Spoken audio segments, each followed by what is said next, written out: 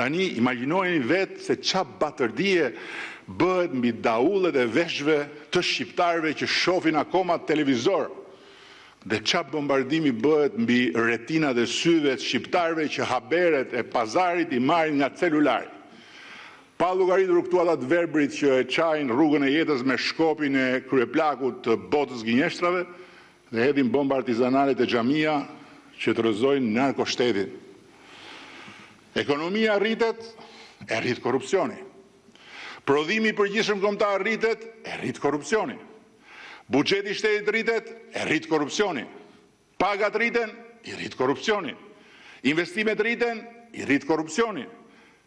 Edhe zjarret i rrit korrupsioni, edhe shirat i rrit korrupsioni, edhe negociatat i hap korrupsioni, edhe kapitujt i hap korrupsioni, edhe piketat ndërmjetme do t'i kaloj korrupsioni, edhe bordin e paqes e mblodh korrupsioni.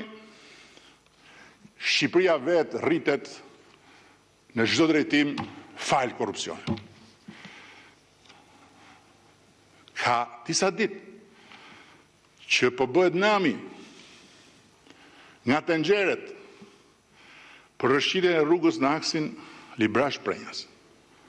Një rrëshqitje shumë më dramatike është në anën tjetër të kufirit. Në një autostradë nga më të rejat e Greqisë. Dhe tenxheret e Greqisë nuk është se janë tenxhere pa presion. Nuk e kam kapur absolutisht asnjë lloj ngjashmërie me këtë lemeri këtu që edhe tokën e lëviz korrupsioni.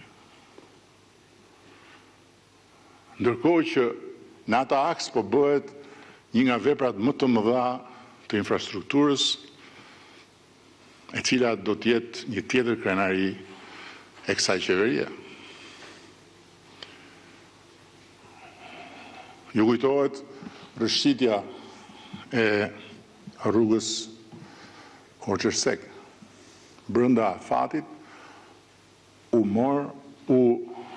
riparua totalisht me fondet e sipërmarsit. Rruga sot është e shqiptarëve. Ndodhi diçka që nuk duhet ndodhte, por këto nuk janë gjëra që nuk ndodhin askund dhe ndodhin vetëm këtu. Ndryshimi vetëm është që në Portugali, në Suedi, në Itali, në Greqi janë çështje gjeologjike. Këtu jo. Këtu janë çështje të korrupsionit. Dhe më e bukura në këtë mjerim lavazhesh mediatike të trurit është se të gjithë ata që janë kundër nesh i besojnë, një për një, të gjitha këto fjalë. E besojnë që një ministre lanë makinën me 10.000 euro një dorë, se mbasi i hidhet shkum, i hidhet dhe qumësht dallandysheje. Dhe dallandyshet vriten me pushk nga ministri tjetër, që me puplat e tyre shet jastëk. E besojnë që dikush tjetër ka 300 shtëpi, dikush tjetër ka 2 anije,